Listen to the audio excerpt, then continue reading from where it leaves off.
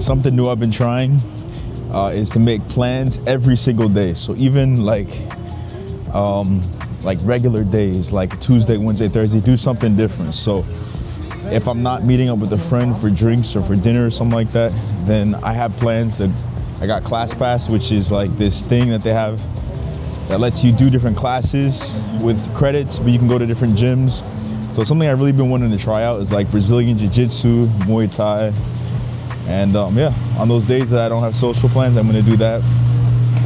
Just as a way to like not be so cooped up in the house all the time and stay home. Like, I feel like that's a very like American city thing, especially in the winter time. It's just to like stay home and do nothing, be booed up and stuff.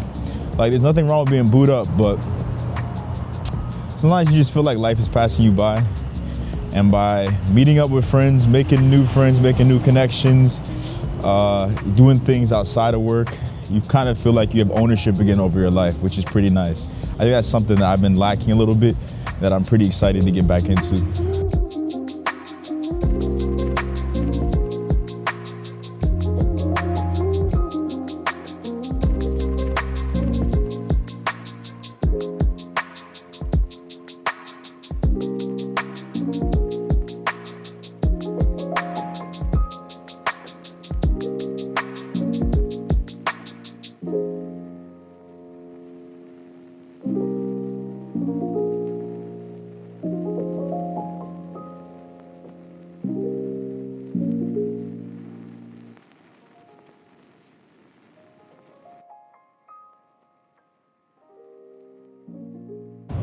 All right, so I really didn't want to make my whole channel about layoffs and stuff like that, because that's kind of sad, depressing, kind of boring, low key.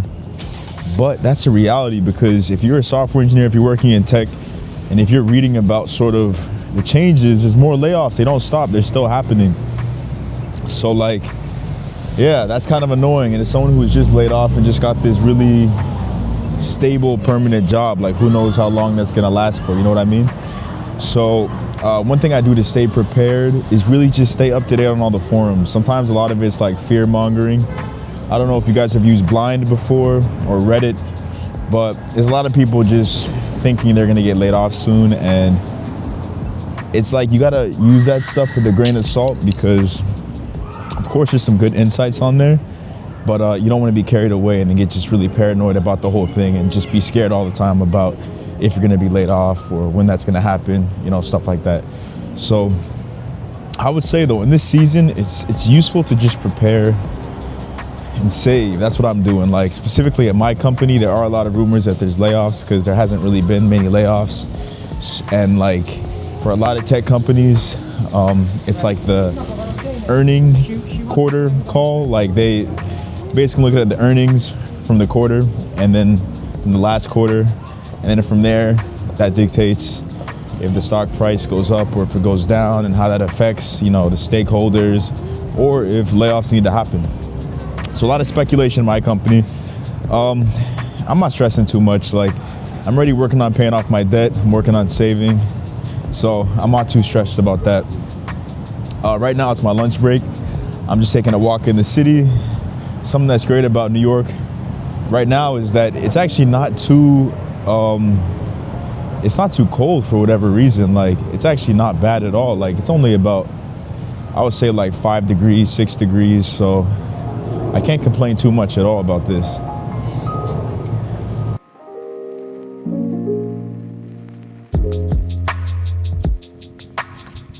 So some people wonder how work gets assigned when you work at a tech company, because of course it's not hourly, and I mentioned the thing about coming in a little bit later if you need to. So basically I'm assigned like different tasks every week. So my manager reaches out to me, he gives me a different task, and it kind of depends on what the client wants, because in this role I'm working really closely with clients, and they could, like, for right now they're asking me to do like some analysis on some of their records. So I have to find a way to report it, and they have custom things they want exported in a certain format, like very specific. So I have to meet those criteria, and I work with other engineers in the company to pull these reports, run analysis on them, using a lot of I'm using Python, and I'm using BigQuery to query all the different tables that we have. So that's kind of the bulk of my work, and this is kind of new to me too, because prior to this, I was working more with like front end stuff, kind of full stack with servers, more web development type of things. And now in this new role, it's more kind of dealing with data analytics and running experiments on data sets. So that's completely new to me.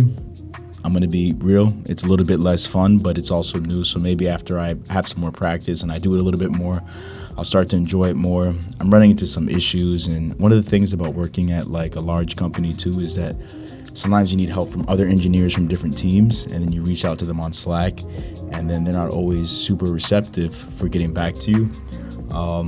So yeah, you get ghosted from your own coworkers, which is the worst type of ghosted to get, because it's like, you affected my bags at this point, you know what I mean? But yeah, you kind of have to bug them or find another way to get it, or figure it out yourself, kind of a combination of all that stuff. And that's kind of what I do. So my job every day as a software engineer in this company that I'm at is to problem solve. Like, there's a task that needs to be done. I need to figure out how to do it, even if there's not the proper instruction. And my resources are everyone on the team and everyone that works at the company to get this done. So at times it can be kind of stressful, because if you're working with people who are non-technical, or, you know, from other parts of the organization, they might want things pretty quickly, but they don't understand all the work that goes into actually getting that information, the bugs that come up, the things around security, permissions, shipping code, all that stuff takes a while. So it's always good to set those expectations, and that comes with a lot of like communication skills, blah, blah, blah. That's what I do on a day-to-day basis. This is what it means to be an adult. It's actually pretty cool. Things are going pretty smooth, so I'm kind of happy actually. So I'm almost finished. I got like 2 hours left of pulling some records for a client, and after that, I think I'll be done for the day. But until then, I'm gonna get back to work.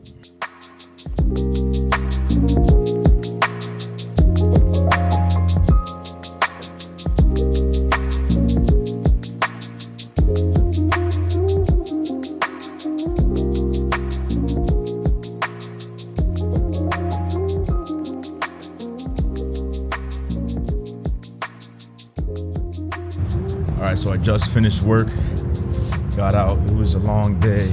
Honestly, I have a new mindset when it comes to work and stressing about stuff, and I think it'll help me a lot. In my role, I'm a software engineer, but I work with a lot of people in the sales team.